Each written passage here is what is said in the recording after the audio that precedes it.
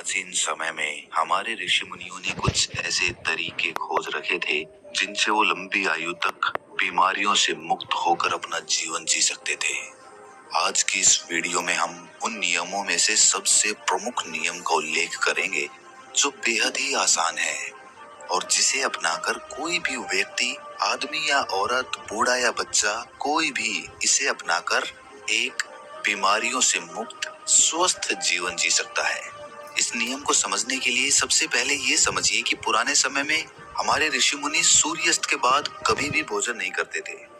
चरक संहिता में इसके कारण का उल्लेख करते हुए बताया गया है कि मनुष्य के शरीर में पाचन क्रिया को संचालित करने वाली जठर अग्नि होती है, जिसे कुछ लोग पाचन अग्नि के नाम से भी जानते हैं।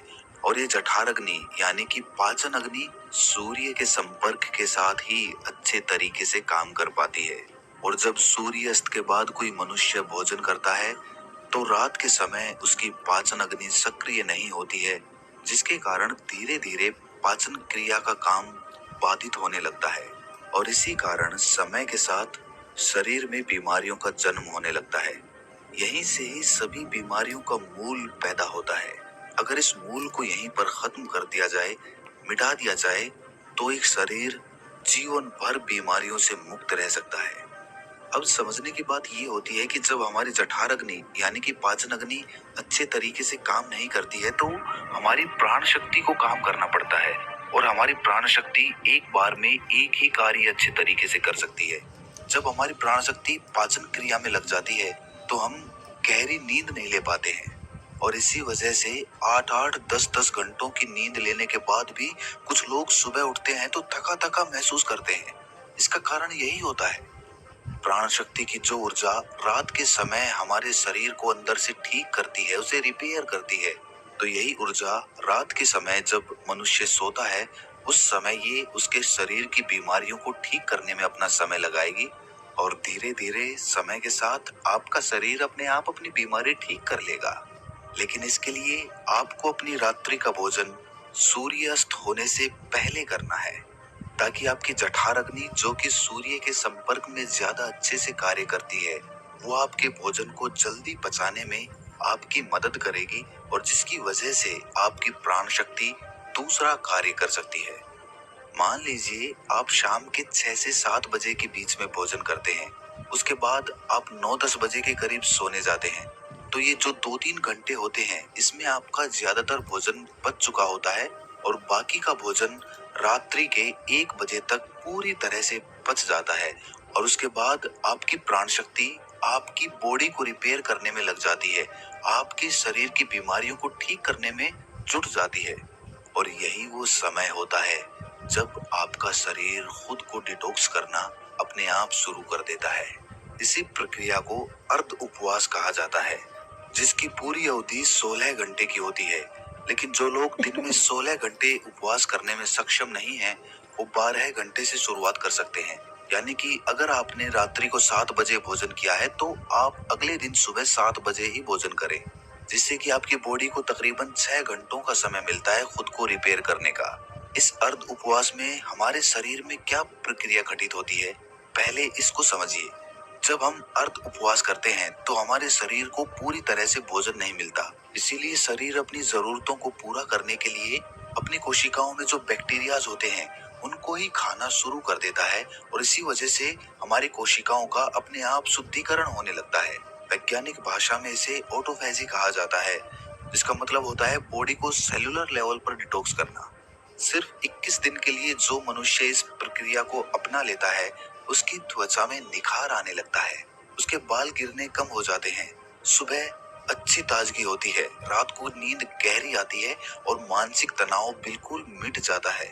कुछ लोगों को लगता है कि अर्ध उपवास करने से उनका शरीर कमजोर हो जाएगा, लेकिन अर्ध उपवास करने से शरीर का फैट कम होता है, मसल्स लॉस नहीं होता और मसल्स लॉस नहीं होता इसीलिए शरीर की क्षमता अपने आप बनी रहती है।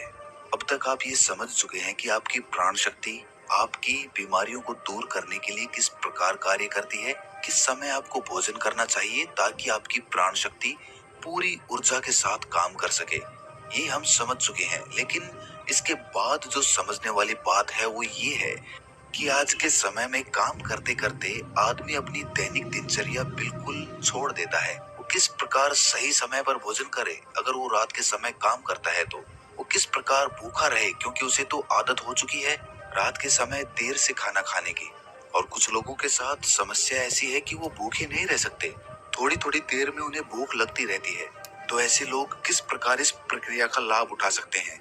देखिए, अगर आप 16 घंटे का उपवास कर रहे हैं तो उसके लिए आपको बीच बीच में कुछ लिक्विड चाहिए जिससे आपकी बॉडी भी हाइड्रेटेड रह पाए और आपके शरीर की डिटॉक्स करने की प्रक्रिया भी तेज हो जाए।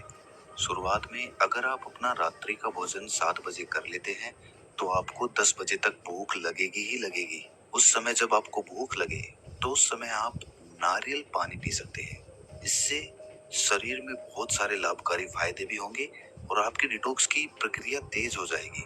इसके अलावा आप कॉफी भी पी सकते हैं और जिन लोगों का वजन ज्यादा बढ़ा हुआ है, जो अपने वजन को कम करना चाहते हैं, ऐसे लोग थोड़े गर्म पानी में एक नींबू निचोड़कर उसको पी सकते हैं। इससे उन्हें अद्भुत लाभ होंगे। कुछ ही दिनों में वो पाएंगे कि उनके शरीर का वजन कितनी तेजी के साथ घट गया है।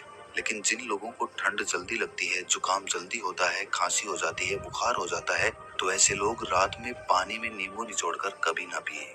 रात को त्रिफला चूर्ण भी लिया जा सकता है जो कि बहुत लाभकारी होता है। मैंने अपनी बहुत सारी वीडियोज में उसके बारे में चर्चा की है और किसी वीडियो में उसके बारे में पूर्ण तरीके से हम चर्चा करेंगे। वो आपके शरीर को डिटॉक्स करने में उसकी बहुत सहायता करता है। सुबह आपका पेट अच्छे से खाली होगा अगर रात को आप त्रिफला चूर्ण लेकर सोते हैं तो। जिन लोगों को डायबिटीज या फिर शुगर की प्रॉब्लम रहती है, ऐसे लोग अर्ध उपवास पूरा करने के बाद जब अपना पहला भोजन करते हैं, यानी कि सुबह ब्रेकफास्ट जब वो करते हैं, तो हल्के गर्म पानी में एप्पल साइडर का विनेगर, दालचीनी का पाउडर और ऊपर से एक नींबू निचोड़कर पी सकते हैं। इससे उन्हें डायबिटीज में बहुत राहत मिलेगी और कुछ ही समय में उनके रिजल्ट्स बिल्कुल चेंज हो जाएंगे। उनका शुगर लेवल, डायबिटीज बिल्कुल मेंटेन होने लगेगा। जिन लोगों को हार्ट की प्रॉब्लम ज्यादा रहती है, ऐसे लोग सुबह ब्रेकफास्ट में घिया या फिर कद्दू का जूस ले सकते हैं। ये उनकी त्वचा के लिए, उनकी बॉडी को डिटॉक्स करने के लिए और हार्ट के लिए सबसे ज्यादा बेनिफिशियल होता है। जिन लोगों का डाइजेशन ठीक नहीं होता है, ऐसे लोग पानी में अजवाइन और जीरा गर्म करके उस पानी को ठंडा करके पी सकते हैं। इससे उनकी पाचन क्रिया बहुत सुलभ हो जाएगी। और जिन लोगों को अर्ध उपवास करने में दिक्कत होती है, बार बार भूख लगती है, तो ऐसे लोग हल्के गर्म पानी में शहद मिलाकर पी सकते हैं। ये उनकी भूख को मिटा देगा और उनके शरीर को डिटॉक्स करने में बहुत मददगारी साबित होगा। कुछ लोग जल्दी रिजल्ट्स पाने के लिए हफ्ते में 2-2 दिन उपवास करते हैं, लेकिन फिर 5 दिन पेट भर भर के भोजन करते हैं। इससे उनको जल्दी रिजल्ट्स तो मिल जाते हैं, लेकिन ज्यादा समय तक ऐसे रिजल्ट्स टिकाऊ नहीं होते। अर्ध उपवास यानी कि इंटरमिटेंट फास्टिंग धीरे धीरे रिजल्ट दिखाती है, लेकिन इसके जो रिजल्ट होते हैं वो परमानेंट होते हैं। इसमें ऐसा नहीं होता है कि जैसे ही आपने फास्टिंग करनी छोड़ी वैसे ही आपका फिर से वही हाल हो गया। इसमें एक बार आपके शरीर को जो फायदे हो गए वो बहुत समय तक मिटते नहीं है। देखिए, हर कोई इंटरमिटेंट फास्टिंग यानी कि अर्ध उपवास कर भी नहीं सकता है, क्योंकि जो स्पोर्ट्समैन होता है, जो खेल कूद में होते हैं, उनके शरीर को रेगुलर डाइट चाहिए होती है, क्योंकि उनके लिए हेल्थ से ज्यादा परफॉर्मेंस जरूरी होती है। इसी तरह बच्चों को भी अर्ध उपवास नहीं करना चाहिए। और जो लोग डायबिटीज के पेशेंट हैं, जिनका शुगर लेवल गड़बड़ रहता है, ऐसे लोगों को अगर अर्ध उपवास करना है तो समय समय पर अपना sugar level, blood sugar level check करवाते रहिए।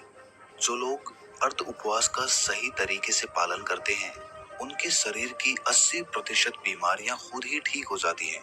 और जिन लोगों को कोई बीमारियां नहीं होती, ऐसे लोग अर्ध उपवास करके अपनी बॉडी को डिटॉक्स कर सकते हैं, जिससे कि भविष्य में उनको कोई बीमारियां नहीं होंगी।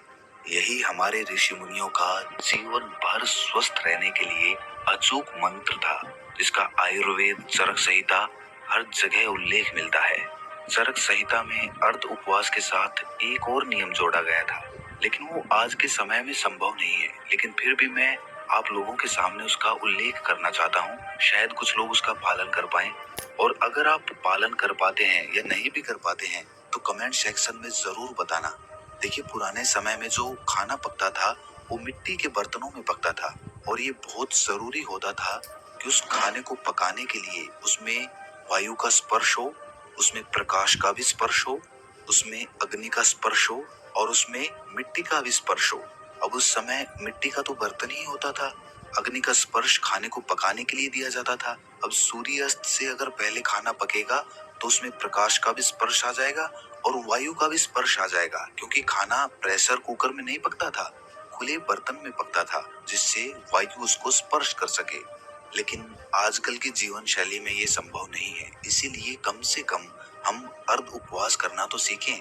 चाहे हम उस तरह का भोजन तैयार नहीं कर पा रहे, लेकिन अर्ध उपवास करके अपने शरीर को फायदा तो पहुंचा सकते हैं। दोस्तों, हमारा उद्देश्य आपको हर तरह के डॉक्टरों से दूर रखना है।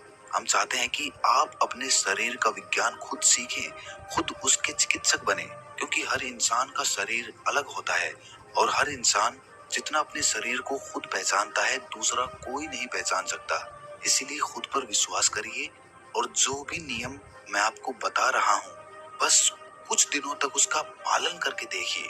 कोई पैसा नहीं लगेगा, फ्री का उपचार है, करके देख लो और उसके बाद आप अपने जीवन में क्या बदलाव महसूस करते हैं उसको कमेंट सेक्शन में लिखकर जरूर बताएं, क्योंकि यही हमारा पुरस्कार होता है। तो दोस्तों, कैसी लगी ये वीडियो आपको कमेंट सेक्शन में जरूर बताना, और अच्छी लगी हो तो इस चैनल को सब्सक्राइब करके नोटिफिकेशन बेल को जरूर प्रेस कर देना। तो मिलते हैं अगली वीडियो में, तब तक के लिए अपना ख्याल रखें।